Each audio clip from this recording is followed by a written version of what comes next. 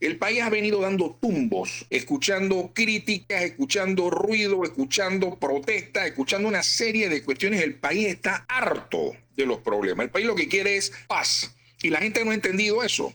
Y los políticos que quieren llegar a la silla, ellos piensan que por la vía de la confrontación van a lograr. Mire, ir a crear una situación de confrontación, de pelea innecesaria, por ahí no es. El pueblo no quiere más pelea. El pueblo lo que quiere es tranquilidad. El pueblo lo que quiere es que las cuestiones mejoren. Quieren que haya dinero, que haya trabajo, que venga la inversión, que todo el que se cogió un real vaya a la cárcel y que aprenda. Y no, que yo tengo inmunidad, no, aquí ya no hay más nada de esto. Aquí esto se acaba. Sillón de Ancón, el día de hoy, dice aquí que la visibilidad es de 10 kilómetros, bastante para esta hora.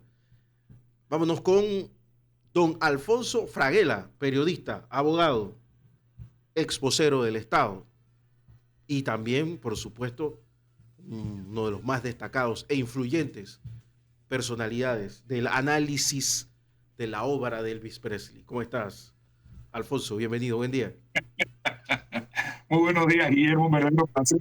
Muy buenos días, gracias como siempre por la oportunidad de poder compartir contigo temprano en la mañana, es un verdadero placer. Y bueno, definitivamente después de tan elocuentes palabras introductorias, solamente me queda decirte que pues muchas gracias y definitivamente aprovecho la ocasión para reiterarle el aprecio y el cariño de siempre de todas las personas que nos escuchan y nos esperan los miércoles en el Sillón de Ancón, en tu noticiero a diario tan escuchado. Así que pues en esta emisión de hoy 13 de diciembre del 2023 estamos acá nuevamente y bueno, haciendo algunos análisis de los temas que yo creo que es importante que la población lo comprenda y avance al momento de tomar determinaciones. Oye, bueno, la agenda política está marcada por dos cosas. Lo de Martinelli, que está a la espera de ver qué termina sucediendo. Parece que no le fue tan mal en la primera instancia, vamos a ver qué pasa en la segunda. Y lo otro es una discusioncita que yo califico de pendeja entre el expresidente Martín Torrijos y el señor Ricardo Lombana, o al revés, no estoy muy seguro quién la inició, pero me quedo pensando que, por ejemplo, el caso, yo diría que entiendo que Lombana necesita llamar la atención, o por lo menos su community manager, pero Martín Torrijos no lo necesita. Ahora que estaba escuchando lo de Milei, me quedé pensando, bueno, yo no entiendo por qué le dicen ultraderechista a Milei, si esas fueron exactamente las mismas medidas que se aplicaron aquí en Panamá, contención de gastos, cero aplicación de presupuesto para obra el primer año, reducción del gasto público. Entonces fue la misma, nadie se le ocurrió decirle a Torrijos el Estado. Sí, nadie se le ocurrió decirle ultraderechista, al contrario, medio izquierdoso le llamaban. La reforma fiscal, o sea que tú eres lo que te catalogan, esa es la verdad, porque la verdad es que esas medidas, salvo la devaluación, que aquí pues como no tenemos ese problema, todo lo demás funcionó, Alfonso, si es que no había un real, igual que ahora, ¿no? No había un real y los siguientes años se pudo hacer cosas.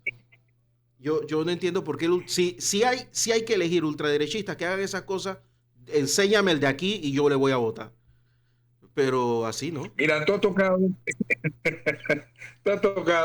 unos aspectos muy importantes que yo creo que definitivamente marcan la agenda política y en este sentido, lo que bien señalas es que en el caso de la casación que ya fue pues remitida a la Sala Segunda de lo Penal por parte del Tribunal Superior de Justicia con respecto a el tema de lo que es New Business, yo creo que pues definitivamente la decisión que tome la Corte en este sentido, ya sea aceptar la casación para darle el curso correspondiente o simplemente rechazarla, es lo que va de una u otra manera a determinar el futuro político del expresidente Ricardo Martinelli.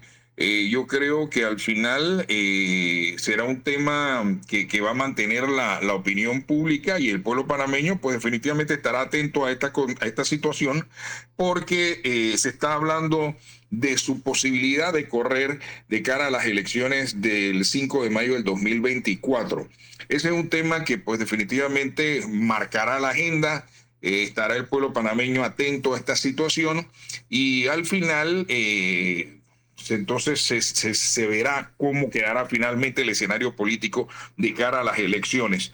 Unas elecciones con Ricardo Martinelli corriendo y unas elecciones ante la posibilidad de que Ricardo Martinelli no corra. Y esto es como consecuencia, reitero, de la aceptación o rechazo del recurso de casación que presentaron sus abogados con respecto al caso New Business, que quedaría en manos de la Sala Segunda de lo Penal de la Corte Suprema de Justicia al determinar si acepta o no la casación, lo cual pues definitivamente se enmarcaría y cumpliría el impedimento constitucional que señala pues que evidentemente no puede ser candidato a la presidencia o no puede ser presidente de la República quien haya sido condenado por pena superior a 5 años por un delito y que en consecuencia, adicional a esto, pues definitivamente no exista una instancia superior que tenga que resolver, lo cual pues obviamente sería, como decimos, cerrar el paso o cerrar este capítulo de cara a unas elecciones. El otro aspecto que no deja de ser menos importante es lo que acabas de señalar. Yo creo que, y me refiero específicamente al intercambio de comunicaciones vía redes sociales, tanto de el candidato Ricardo Lombana y el candidato y expresidente Martín Torrijos, corrijo. Yo creo que la situación, hemos notado en el caso, y como bien ha señalado, el community manager del candidato Ricardo Lombana, del candidato a la presidencia de la República, quizás está buscando alternativas para ganar simpatía o ganar notoriedad. Recordemos que se han dado una serie de situaciones antes de este incidente con respecto a otros candidatos y donde pues siento que la actuación del candidato Ricardo Lombana quizás no está centrada en generar un grado de empatía ante la opinión pública. Es un tema muy puntual y creo que lo que ocurrió en el día de ayer, donde pues las personas, hay una realidad, hay un proverbio, un dicho muy popular que se dice: nadie le lanza piedra a un árbol que no tiene fruto o que no da frutos. Entonces quizás el hecho de atacar al expresidente Martín Torrijos con respecto a las declaraciones que diera en un momento dado y donde prácticamente cuestiona lo que fue su gestión de gobierno cuando él formó parte de la gestión de gobierno. Yo debo serte muy sincero, yo recuerdo que había sido designado en Washington. Lo que no recordaba era que había sido declarado o había sido designado ministro consejero. Esa parte, ese punto sí se me había escapado. Y cuando veo eso en las noticias en el día de ayer, yo siento que fue lamentablemente un desatino, porque es como que en un momento dado yo estoy contigo en este programa de manera recurrente durante ya varios tiempos, ya varios años, y de pronto me voy a otra emisora y empiezo a hablar mal de esta emisora y hablo mal de ti. Es una situación ya me ha pasado, que yo siento. Ya me ha pasado con otra gente. Sí, pero en este país hay un grado de gente que no tiene ni valores ni principios. Pero digo, lo pongo como una analogía porque es una situación realmente vergonzosa. Hay algo que yo siempre he sostenido: si yo no tengo nada bueno que decir, pues no lo digo. Claro. Claro, un programa de radio como este, donde hay que hablar 1 hora, si yo me quedo callado 1 hora, entonces pues simplemente pongamos música. Alfonso, yo podría pasarme el resto de la mañana hablando mal de Radio Panamá y no lo voy a hacer porque sencillamente tengo que respetar, porque esa gente me pagaba por ir allá, ¿me entiendes? Claro. ¿Cómo voy a hablar mal de lo que alguno me... Digo, pudieron haber tratado mejor, pero ya pues, o sea, queda ahí. Pero... Claro. Yo creo, mira, el otro día yo veía una entrevista que le hicieron a los community managers de Milei. Tú sabes que Milei pasó en vistas el del Salvador, ¿cómo que se llama? Bukele. Su TikTok reventó TikTok. Y cuando yo voy a ver quiénes son los community managers, los jefes de los community managers, una es una muchacha de 20 años y el otro es de 21. Y la de 20 años estaba trabajando con él, con Milei, desde los 16. Voluntarios todos, ¿ah? Y ellos decían una premisa importante. Ellos decían, mira, en este país, o sea, en Argentina, el 45% de la gente que es joven, no tiene trabajo y es pobre. Tú me vas a decir que esa gente está interesada en el cambio climático. Tú me vas a decir que esa gente está interesada en la Agenda 2030. No, esa gente quiere que le expliques cómo le vas a dar una oportunidad de trabajo. Y entonces ellos lo que decían era, la única forma de que un joven, de saber qué es lo que piensa un joven, es ser joven. Entonces cuando yo veo estos tipos que ponen estas cosas, estos community managers que ponen estas cosas desde las redes sociales a nombre de los candidatos, yo me pregunto por qué no los votan inmediatamente, porque son tipos con si no sé si son jóvenes o adultos, pero son gente con una mentalidad adulta tratando de hablarle a un público que no recibe eso. ¿Me entiendes? Claro. Claro. Y estas pendejadas, ya te digo, ¿quién sabe qué es un ministro consejero, un ministro plenipotenciario? ¿Me entiendes, Alfonso? Aquí ha habido de todo, ministro consejero, ministro sin cartera, pero el hecho nada más que le llamen su excelencia y cobrar el salario. Entonces, el caso de Ricardo Lombana, yo recuerdo a Ricardo Lombana, que es que lo recuerdo bien, cuando viene de Washington, de todos los privilegios que tenía, asume la subdirección de la prensa, y en algún momento yo tuve que ir a la prensa a reunirme con él. Yo, brother, para. Tú acabas de salir del gobierno y ya no quieres agarrar patadas. Y no fue para pedirle que por favor lo hiciera porque el gobierno quería, no, fue para que dejaran de mentir. Porque el periódico comenzó a poner un montón de cosas que no eran ciertas. Tuvo que ir a llevárselas. Esta es la verdad, ¿ves? Pregúntame si la publicaron. No, lo que pasa es que tú sabes que una cosa es una cosa y la otra es la otra, no sé qué. Yo, bueno, y ya yo sabía por dónde venía esa mano. Claro. Bueno, espero que cambie con el tiempo. Pero tú sabes, de repente, no sé, había algún resentimiento, algo por el estilo. Pero yo creo que es innecesario tirárselo en la cara ahora. Mira, a veces, quizás lo que pasa es que a veces, yo siento que, mira, y en este aspecto voy a salir en defensa del presidente Martín Torrijos. A veces, Panamá tenemos un problema. Y el problema que tenemos es que olvidamos rápidamente. A mí no se me ocurre ir a atacar a una persona que me dio un empleo o que me distinguió con una posición. Y mucho menos una posición al nivel de ser un cónsul de Panamá en Washington. No es que te zumbaron allá en un poblado de un país que recién fue reconocido y que se dio su independencia y que tiene una población que la gente todavía usa, ¿qué te digo? Se encuentra en situaciones precarias, sino que se pusieron en el centro del huracán, donde hay una posición importante. Si tú has podido ir alguna vez a la embajada de Panamá en Washington. Eso es. Entonces imagínate, cuando vemos esto, Guillermo, me pregunto yo, hombre, y después de eso te nombran también ministro consejero. O sea, te dan una distinción dentro de lo que es una gestión de gobierno. Entonces, salir a atacar a la persona diciéndole quizás una serie de cuestiones buscando notoriedad, a mí en lo personal, como persona que estoy hablando, ¿no? Independientemente que como candidato a ese tipo de situación, a mí yo la repelo. Aquí hay un problema serio y te voy a explicar cuál es el gran problema que tiene el país. El país ha venido dando tumbos, escuchando críticas, escuchando ruido, escuchando protestas, escuchando una serie de cuestiones. El país está harto de los problemas. El país lo que quiere es paz. Y la gente no ha entendido eso. Y los políticos que quieren llegar a la silla, ellos piensan que por la vía de la confrontación van a lograr. Miren, tú acabas de tocar un aspecto tan importante que en días pasados y yo quiero esto compartirlo con los radioescuchas, para prepararnos para un programa de esta envergadura. No es la posición de Alfonso Fraguela solamente, como tampoco es la de Guillermo Ruiz.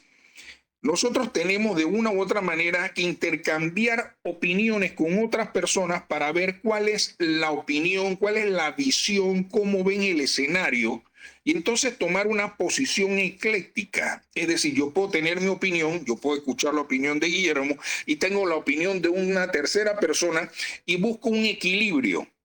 Y ese equilibrio es el que le presento a ustedes, y cada uno de ustedes, los radioescuchas, toma la determinación que quieren. Hablaba en estos días con alguien y le decía que quizás el común de los ciudadanos de este país, que la gran mayoría es clase media baja y gente muy humilde trabajadora. Esas personas, como acabas de señalar, el comentario de la community manager del presidente constitucional de Argentina, Javier Milei, esas personas no entienden los problemas de la OCDE, de la IFI y todo este tipo de situaciones, ni les interesa. Eso le conviene o le interesa a un sector privilegiado de la población, que son el sector empresarial, las personas que están en la cúspide, pero el resto de la población está viendo, como bien señalabas tú, el problema de ellos es el mal servicio de mi bus, que están enfrente de ti en estos momentos, sentado ahí esperando que mientras el rayo del sol le empiece a calentar con una temperatura que está hasta el momento en 26 grados centígrados, pero la gente está esperando desesperado para llegar a su puesto de trabajo antes de las 8 y no le vayan a descontar, porque ellos tienen que empezar a trabajar a las 8 de la mañana y alguno ha pasado. Esos son los problemas de las personas. La gente está esperando también dentro de sus problemas cómo hace para tratar de buscar una solución y que el salario, el poco salario o escuálido salario que reciben, porque hay un problema de desaceleración económica en el país, producto de una serie de componentes que han llevado a tener una economía y un gobierno realmente desastroso como el actual, no ha logrado ¿cómo te digo? Repuntar y presentar un escenario de bonanza, de alegría, de esperanza. Solamente la esperanza ha servido para un grupo selecto cercano al jefe de gobierno y todas las personas que lo vinculan o con que están vinculadas con él, pero el resto de la población no lo está. Esos son los problemas que realmente le preocupan al pueblo panameño. Al pueblo panameño le preocupa el tema de la salud. Y esto yo quisiera, yo sé que tenemos que ir a un corte comercial, Guillermo, son las 7:35. Te iba a pedir que nos fuéramos al corte porque quiero tocar un aspecto puntual sobre el tema del oncológico. Y yo creo que es importante esto. Le pido a las personas que están en sintonía que se queden porque esto hay que hablarlo. Y yo quiero compartirlo con ustedes porque se trata de salud. Guillermo. Vamos a la pausa y regresamos con Alfonso Fraguela en el Sillón de Ancón. Nada más y nada menos que el periodista y abogado Alfonso Fraguela, aquí en el Sillón de Ancón, por Radio Ancón. Alfonso, íbamos a hablar del tema del oncológico, ¿no? Sí, efectivamente. Mira, yo antes de irnos al corte comercial hablábamos porque lo trajiste al tapete y me pareció muy oportuno, y esto para aquellas personas que nos escucharon o nos sintonizan tarde. Hablabas de la opinión de la community manager del presidente de Argentina, el presidente constitucional Javier Milei, que decía que la mayoría de la población de Argentina es pobre y no entendía lo que son el lenguaje de las inversiones y todo este tipo de cuestiones que son un lenguaje técnico para personas que tienen una condición privilegiada y se dedican a eso el día a día, en fin. Ese tipo de percepción es la misma que tiene el pueblo panameño. Aquí nosotros estamos quizás confundidos pensando que aquella persona que está sentada en la parada de buses en estos momentos, como dices, ella está preocupada por el problema de las IFIs, del OCDE, que estamos en una lista y que ellos no entienden nada de eso ni les importa. La realidad que ellos sienten en estos momentos, como decía antes de ir a un corte comercial, es que el bus llegue a tiempo para llegar a su puesto de trabajo rápido o llegar a su casa para poder descansar porque tiene un turno nocturno o mixto, dependiendo de cuál era el horario de trabajo de la persona, y tiene que reponer el cansancio para regresar y continuar trabajando y mantener ese ciclo para poder llevar el ingreso a su hogar. El común de los panameños se preocupa de tener un salario, estudia para mejorar una condición de vida, para tener un mejor salario, para poder vivir mejor. Pero evidentemente esta situación parece que cada vez se hace más remota. Y entonces nosotros, obviamente, empezamos a hablar de los problemas de las IFIs, de las formalidades y los requerimientos de los organismos internacionales que le exigen, que nos meten en una lista, en fin, una serie de cuestiones que la gente, el común de los panameños no entiende ni le importa. A ellos les preocupa, por ejemplo, como te decía, que le den un mejor salario, que le suban, que el salario mínimo realmente deje de ser 1 centavo, 2 centavos, como hacen cada 2 años el gobierno nacional, y entonces, porque dice que la situación económica está fregada, pero el pobre sigue siendo más pobre, el rico sigue siendo más rico, y evidentemente esa es la tónica y donde al final se va reflejando en una polarización de la clase social. También se preocupan porque el Estado no le brinda una salud apropiada. Y sobre este aspecto puntual, quería hacer referencia al tema del oncológico, al igual que otros aspectos en materia de salud, otros hospitales. No hay ninguna percepción, y esto lo digo con toda propiedad y con mucho respeto, de los gobiernos de preocuparse por solucionar el problema de la salud. Se presentan paliativos, se ponen curitas en el problema. Aquí no ha llegado un gobernante que realmente se preocupe en pensar y analizar, si yo tengo una población saludable, no tengo que invertir tanto en medicamentos y hay un ahorro. Si tengo una población saludable que evidentemente no va a verse afectada dentro de su desempeño, no tengo que invertir en programas de invalidez donde tengo que pagarle a esa persona porque no puede trabajar porque está enfermo. Entonces nosotros tenemos que utilizar y ser mucho más proactivos en eso.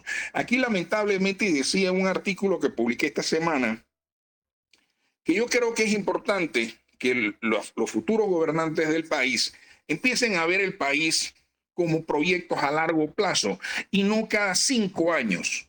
Es decir, mi gobierno va a ser hasta aquí y entonces el otro va a ser otra cosa porque esa es la continuidad del anterior. Eso no suele ocurrir en otras latitudes donde los problemas son problemas de transporte. Por ejemplo, en China, en Japón, los proyectos, yo veía en estos días un documental donde explicaban que los gobiernos diseñaban programas de Estado que iban por el orden de 25 años. El que llegaba a sentarse en la silla presidencial tenía que ejecutar ese programa. No podía venir que no, yo no voy a tocar el tema del transporte y le voy a meter un vagón a la gente porque hay una gran cantidad de población que tiene que ser trasladada de un sitio al otro.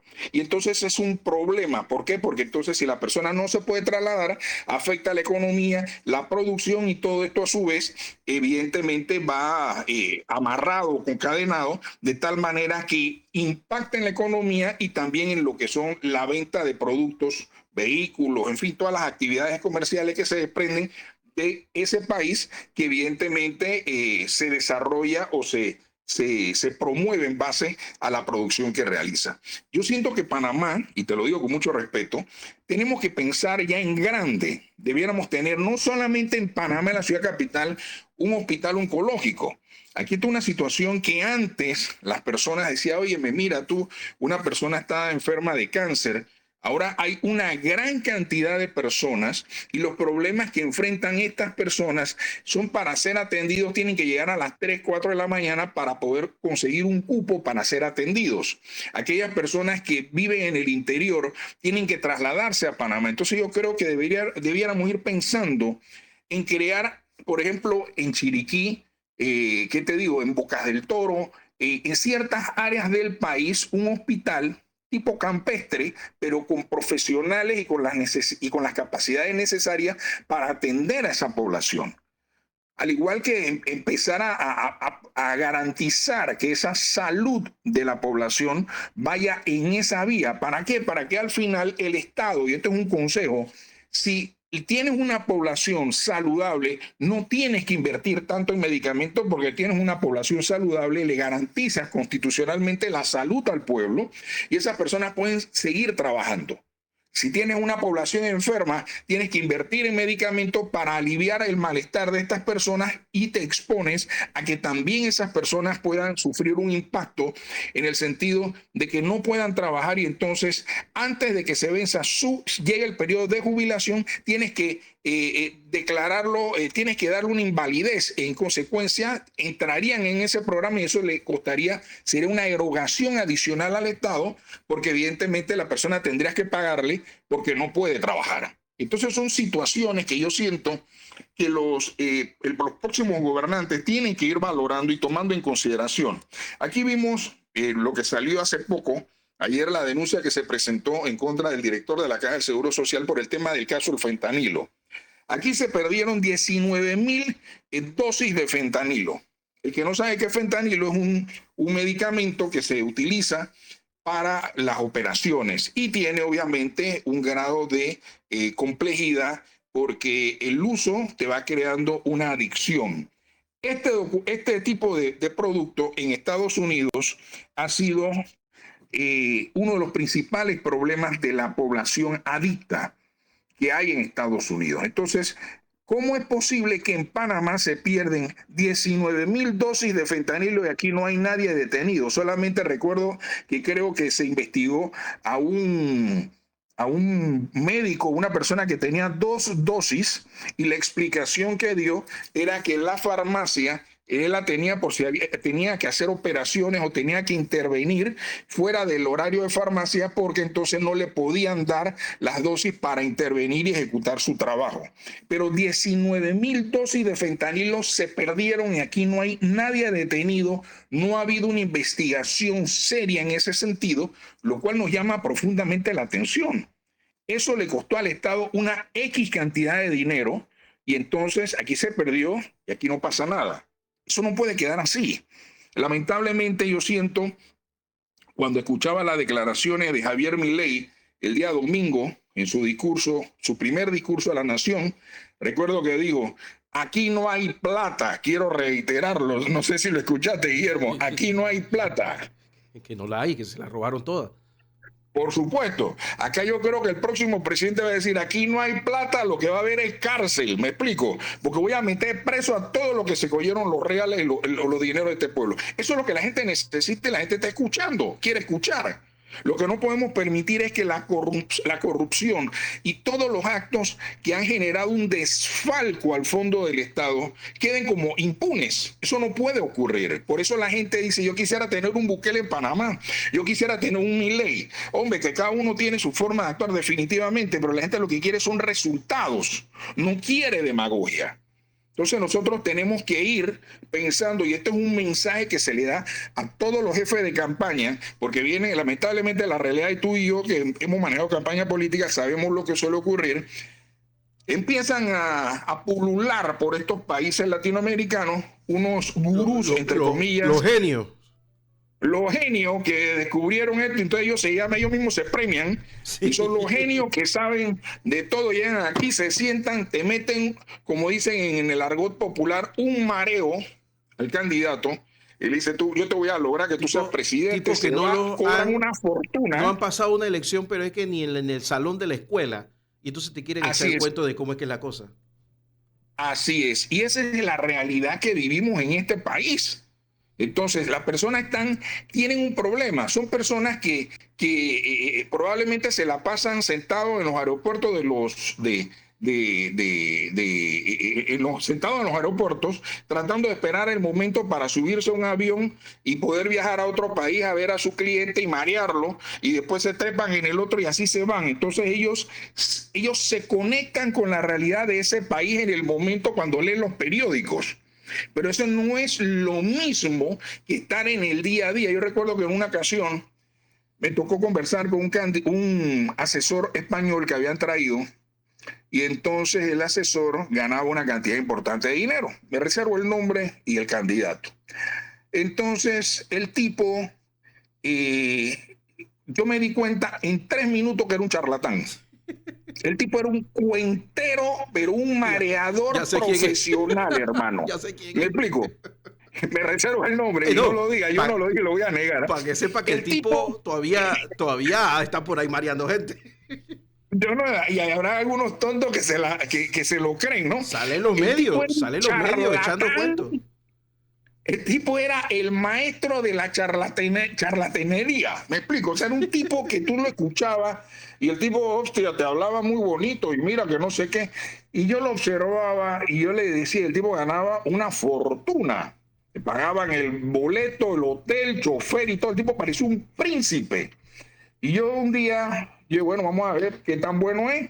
Yo me quedé callado y lo dejé que el tipo funcionara y definitivamente el candidato le tomó una foto de cuerpo entero y se percató que estaba botando la plata por la ventana. Entonces me llama y me dice, ¿qué tú sugieres? Y yo no sugiero nada, hermano, el que firmó el contrato fue usted, con él yo no tengo nada que ver en este tema, a mí no me llame para esto. Yo creo que hiciste una mala elección, le dije. Y al final, ese relajo le costó al candidato, si no me falla la memoria, no menos de $150,000. Entonces, definitivamente, recuerdo que una conversación, cuando yo estuve hablando con el candidato a la primera, con el asesor, el gurú, me reúno con él tomándome un café y el tipo me empezó a hablar y yo le dije, mira, yo te voy a explicar una situación y te lo voy a decir de frente.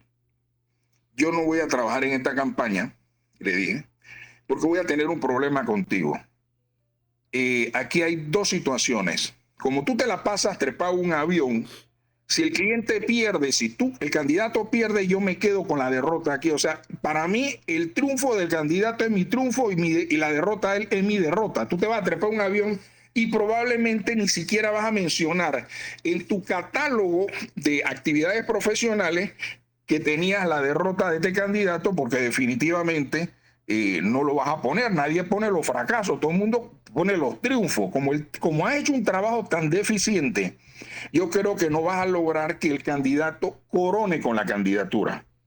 Sin embargo, el tipo se quedó así, salimos de discusión. 3 semanas después me llama el candidato, me dice, quiero hablar contigo. Y me pidió que por favor entrara a trabajar con él. Y yo le dije, bueno, la única forma que yo trabaje contigo es que esta relación sea contigo. No me pidas ponerme a hablar con el otro tipo porque vamos a entrar en problemas. Yo no tengo necesidad de este tipo de problemas porque yo sé quién soy, conozco y tengo tranquilidad en mis capacidades profesionales y este tipo es un charlatán, le dije. Y yo no voy a perder mi tiempo en esto, o sea, yo no voy a poner, es como cuando tú te pones a pelear siendo abogado, y con mucho respeto lo digo, con alguien que no es abogado y vas a discutir un tema legal. Tú lo puedes orientar, esto es así, entonces la persona insiste en que eso no es así, y ahí vienen los problemas. Entonces entras en un desgaste, y esa es exactamente la misma situación que se da. ¿Qué pasa? Yo siento que lamentablemente los asesores que están trayendo los candidatos son personas que, como te digo, simple y llanamente entran en contacto con la realidad a través del periódico. Cuando entran al portal de internet, ¿cuáles son los periódicos de Panamá tales? Entonces comienzan a ver ahí más o menos a tirar un diagnóstico y le dice, sigamos así, vamos bien por esta cuestión. Yo tengo un reporte de que todo va caminando. Entonces empiezan a poner unos tweets o unos posts ahora, que son unos posts que al final colocan a las personas a kilómetros de distancia del pueblo, porque estos asesores están pensando que te digo, no sé, que si están haciendo una campaña, no sé, para un grupo de la Real Academia de la Lengua Española, un grupo de intelectuales. O sea, el pueblo panameño vota, el voto del pueblo panameño es el mismo, el del rico, el del pobre, el de la clase media. O sea, ahí las cargas se equiparan. Ahí tú puedes haber estudiado donde te dé la gana, tener todos los títulos que tú quieras, y al final la realidad es que el voto de una persona, la más humilde del país, vale igual que el voto de una persona que sea el empresario más rico del planeta, o en este caso del país. Y esas son las realidades que actualmente estamos viviendo. Y yo siento que al final, Guillermo, y con mucho respeto te lo digo, yo creo que los candidatos deben ir recomponiendo esos canales de comunicación para ir conectándose con la realidad. y que al final presenten propuestas que el pueblo panameño le despierten la esperanza, el anhelo, decir, que votar por esta persona, porque esta persona me parece que es una persona seria, es una persona con actividades que le puedo creer, es una persona que, hombre, quizás de pronto no vaya mejor que antes, pero ir a crear una situación de confrontación, de pelea innecesaria, por ahí no es. El pueblo no quiere más pelea, el pueblo lo que quiere es tranquilidad. El pueblo lo que quiere es que las cuestiones mejoren, quieren que haya dinero, que haya trabajo, que venga la inversión, que todo el que se cogió un real vaya a la cárcel y que aprenda. Y no, que yo tengo inmunidad, no, aquí ya no hay más nada de esto. Aquí esto se acabó. Mira lo que pasó con Milei. El tipo llegó y de un plumazo se va este ministerio y fue votando gente, hermano. Aquí hacemos todo lo contrario. Aquí vamos agarrando y adoptando a la gente. Entonces el presidente de turno va adoptando a un ministro, le hace un ministerio al ministro porque se le pegó papeleta y le mete 10.000 personas u 800 personas en el ministerio, pues son personas que también lo apoyaron en la campaña y entonces son una carga para el pueblo panameño. Hay personas que han vivido de toda su vida de las cosas públicas. Como una vez decía, ayer hablaba con un destacado abogado que dice, Fraguela, hay personas que no tienen, nunca han generado en el sector privado un real. Y es verdad. Cuando empecé a analizar punto por punto de lo que él me señalaba y mencionaba, personas específicas, son personas que han estado en todos los puestos, en todos los gobiernos.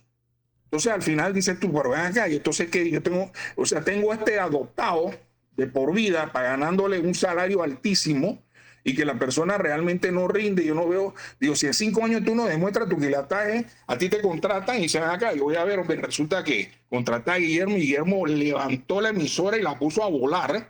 Entonces ahí se demuestra tu capacidad. Pero si tú ves que pasan 2 años y la cuestión está igualita que como estaba antes, decía, oye, aquel tema no funcionaba, la verdad, yo esperaba otra cosa y bueno, ni modo, pues tenemos que seguir buscando.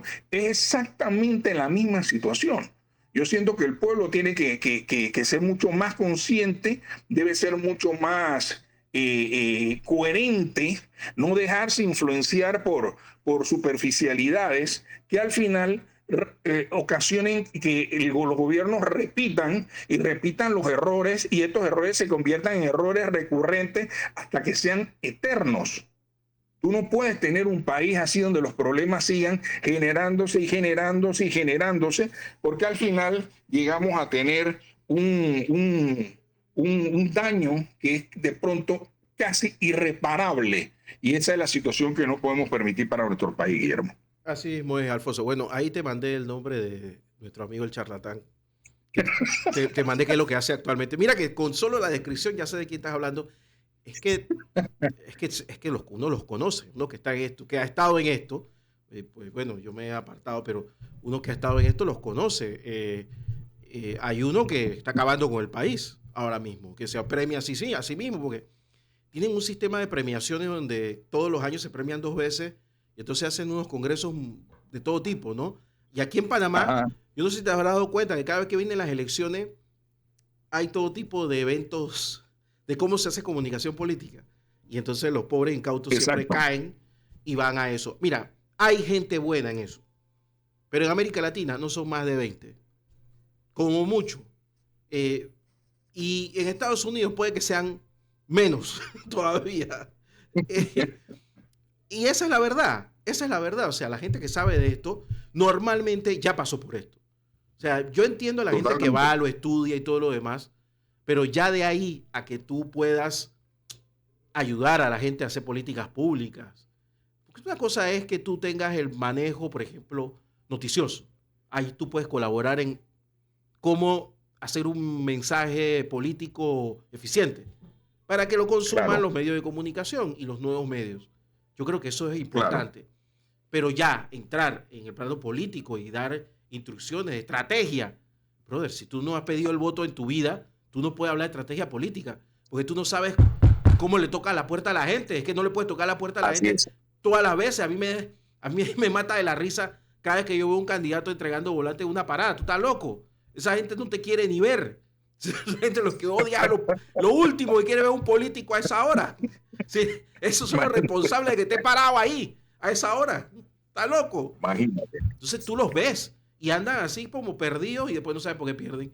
Y que yo no sé, la gente vale ese o no me votó. Claro, si tú eres un mal candidato y para colmo te asesoraste con tu prima, así no se puede. Exacto. Así no se puede. Tienes toda la razón. Acabo de ver a la persona y efectivamente a la persona que me mandaste. Y digo, se le ven los años, ya le cayeron los años encima.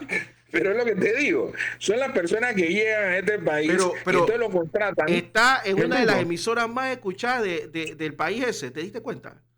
Sí, ya me di cuenta. El tipo es no solo un charlatán, sino que ahora es un charlatán premium. Imagínate. ¿Me entiendes? Se va a terminar asesorando a un presidente de Estados Unidos. Yo me imagino que sí. O por lo menos lo meterá dentro de su catálogo de trabajo. De pronto, yo hablé con el asesor del candidato presidencial y él me dijo que el candidato me veía con buenos ojos. Alguna cuestión de esa la mete. Mira lo que ha pasado en Honduras, que el presidente terminó allá varios presidentes, hay como 3 presidentes hondureños guardados en cárceles federales, y en Guatemala el presidente actual se rodeó de un grupo de asesores que por lo bajito hay que preguntarle de qué color es la pared, por lo mínimo. Imagínate. Entonces, bueno, y esa es la realidad. Tú conoces por lo menos a uno de esos. Nos vamos, Alfonso. Un verdadero placer. No te rías. Gracias a todos los amigos. No te rías, que tú sabes que estoy diciendo la verdad. No vamos a decir nada. No me llamen para preguntarme. Eso lo discutimos después y nos tomamos un café para reírnos un rato, Guillermo. Alfonso Fraguela, gracias por estar con nosotros aquí en La Mañana con. Un abrazo. Un abrazo, saludos. Hasta luego. Era el abogado y periodista Alfonso Fraguela aquí en La Mañana en Compu Radio. Vamos a la pausa y regresamos.